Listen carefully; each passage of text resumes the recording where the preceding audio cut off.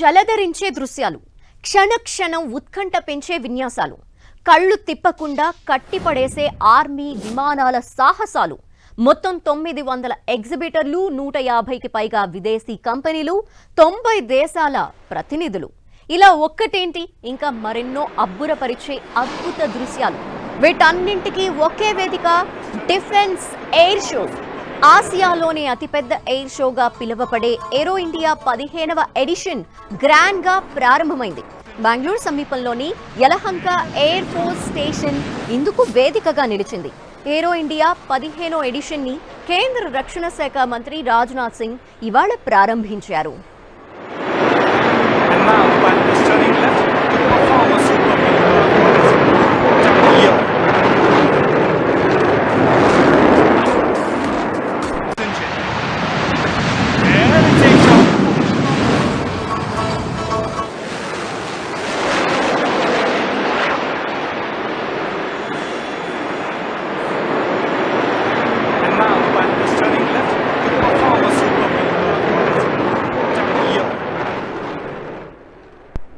భారత రక్షణ రంగం నవీన సాంకేతిక ఆవిష్కరణలతో పాటు దేశ ఆర్థిక సామర్థ్యాన్ని పెంచుతోందని, ఆత్మ నిర్భరత, స్వయం సమృద్ధి, స్వావలంబనకు సంకేతంగా నిలుస్తోందని కేంద్ర రక్షణ మంత్రి రాజ్నాథ్ సింగ్ తెలిపారు. ఈ ఎయిర్ షో ఈ నెల 14 వరకు కొనసాగనుంది. ఈ 5 రోజులు బెంగళూరు వాసులకు కన్నుల పండుగే. ఈ ఏరో ఇండియా ఎయిర్ షోలో ప్రపంచంలోనే అత్యంత అధునాతన 5వ తరం యుద్ధ విమానం రష్యా తయారీ Su-57, అమెరికాకి చెందిన F-35 లైట్నింగ్ II ప్రత్యేక ఆకర్షణగా నిలవనున్నాయి.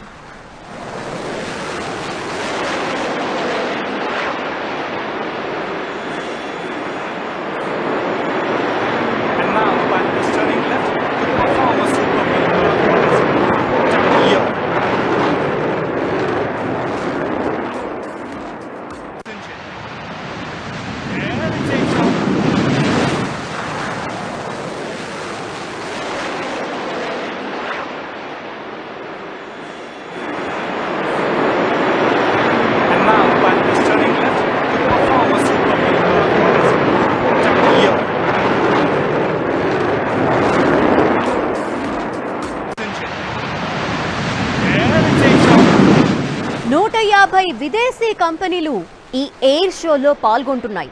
మొత్తం 900 ఎగ్జిబిటర్లతోనే అతి పెద్ద ఏరో ఇండియా కార్యక్రమంగా ఇది నిలవనుంది. ఈ edition the runway to a billion opportunities అనే నినాదంతో జరుగుతోంది. సుమారు 30 దేశాల రక్షణ శాఖ మంత్రులు, వారి ప్రతినిధులతో పాటు మరో 43 దేశాల నుంచి వైమానిక దళాధిపతులు, కార్యదర్శులు హాజరవుతున్నారు.